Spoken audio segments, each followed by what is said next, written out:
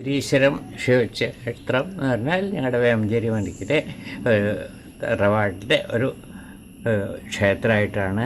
അല്ലാതെ ഇതൊരു പൊതുക്ഷേത്രമായിട്ട് കഴിഞ്ഞിട്ടില്ല. ആൾക്കാരൊക്കെ ധാരാളം വന്ന് വഴിപാടുകളും ദർശനം നടത്തുന്നുണ്ട്. പക്ഷേ ഞങ്ങൾ ദേവസ്വം ബോർഡിലേക്കോ അല്ലെങ്കിൽ ഒന്നും ഞങ്ങൾ ഉദ്ദേശിച്ചിട്ടില്ല, കൊടുക്കാറില്ല. നമസ്കാരം, ഞാൻ സുധീഷ് അമ്പശ്ശേരിയാണ്. ഞാൻ ഇപ്പോൾ ഉള്ളത് ഇവിടെ കടമ്പൂര് ഗൗരീശ്വരം ശിവക്ഷേത്രം പറഞ്ഞ ക്ഷേത്രത്തിലാണുള്ളത്. ഒരുപാട് പ്രത്യേകതകളുള്ള ഒരു ക്ഷേത്രമാണ് ഈ ഗൗരീശ്വരം ശിവക്ഷേത്രം. ഇത് കമ്മിറ്റിയോ അല്ലെങ്കിൽ ട്രസ്റ്റി ബോർഡോ ഒന്നുമല്ല, ഇത് ഇവിടുത്തെ മനക്കക്കാരുടെ ക്ഷേത്രമാണിത്. അപ്പോൾ എന്തായാലും നമുക്ക് ഇതിൻ്റെ പ്രത്യേകതകൾ എന്താണെന്നുള്ളത് ഇതിൻ്റെ ഐതിഹ്യങ്ങൾക്കൊക്കെ കിടക്കാം. അപ്പോൾ നമ്മുടെ ഇപ്പോൾ ഇവിടെ വന്ന സമയത്ത് ഇവിടെ പ്ലാസ്റ്റിക് എടുക്കുന്ന ചേച്ചിമാരൊക്കെ ഉണ്ട് ഇതിൻ്റെ ബാക്കിൽ.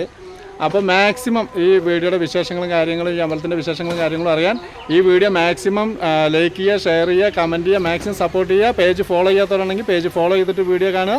അപ്പോൾ നമുക്ക് അമ്പലത്തിൻ്റെ വിശേഷങ്ങളിലേക്കും ഐതിഹ്യങ്ങളിലേക്കും കിടക്കാം. ഓക്കെ, ഇതാണ് പാലക്കാട് ജില്ലയിൽ അമ്പലപ്പാറ പഞ്ചായത്തിൽ കടമ്പൂരിൽ സ്ഥിതി ചെയ്യുന്ന ഗൗരീശ്വരം ശിവക്ഷേത്രം. ഏകദേശം 125 വർഷത്തിലധികം പഴക്കം ഈ ക്ഷേത്രത്തിനുണ്ട് എന്ന് കണക്കാക്കപ്പെടുന്നു. അഗ്നിഹോത്രി പരമ്പരയിൽപ്പെട്ട വേമഞ്ചേരി മനക്കാരുടേതാണ് ഈ ക്ഷേത്രം. വേമഞ്ചേരി മനക്കിലെ മുതിർന്ന കാരണവർ ഭാസ്കരൻ നമ്പൂതിരിപ്പാടിൻ്റെ മേൽനോട്ടത്തിലാണ് ഈ ക്ഷേത്രത്തിൻ്റെ കാര്യപരിപാടികൾ നടന്നു വരുന്നത്. പന്തിരുകുലത്തിലെ അഗ്നിഹോത്രി പരമ്പരയ്ക്കുമുണ്ട് കുറേയധികം പ്രത്യേകതകൾ.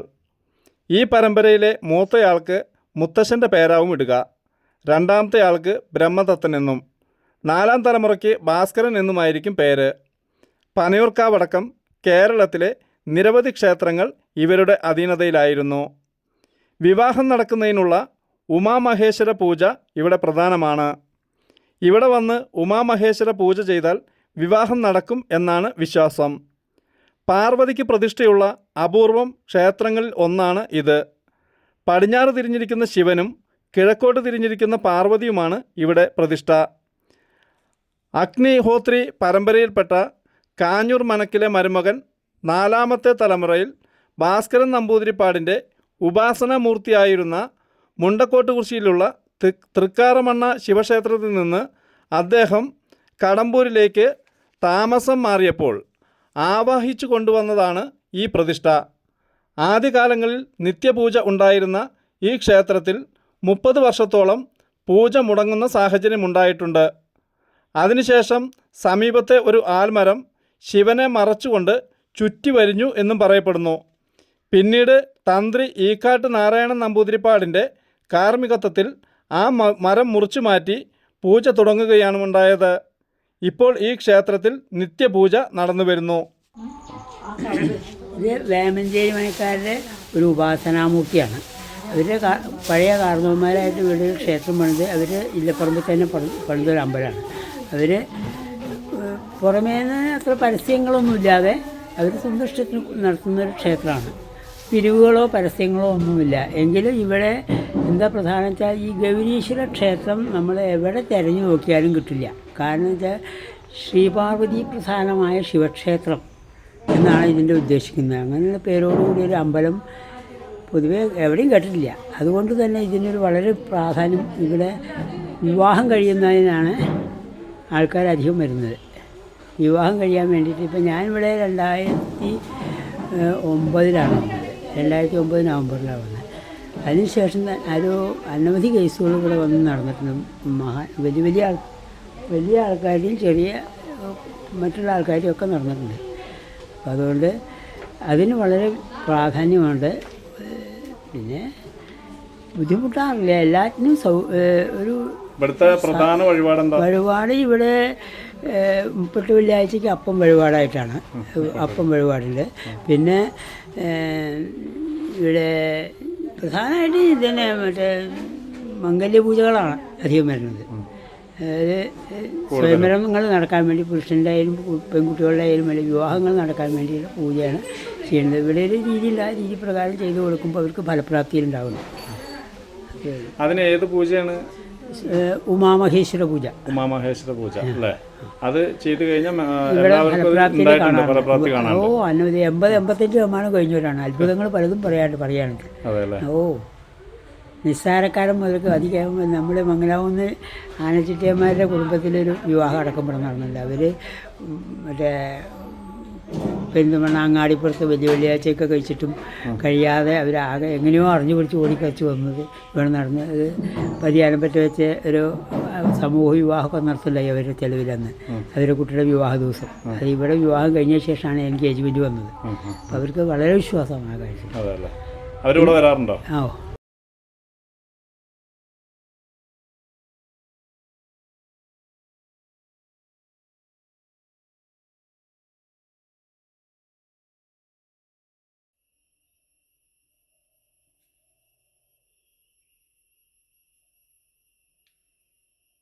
ഗൗരീശ്വരം ശിവക്ഷേത്രം എന്ന് പറഞ്ഞാൽ ഞങ്ങളുടെ വേമഞ്ചേരി മണിക്കിലെ തറവാടിൻ്റെ ഒരു ക്ഷേത്രമായിട്ടാണ്.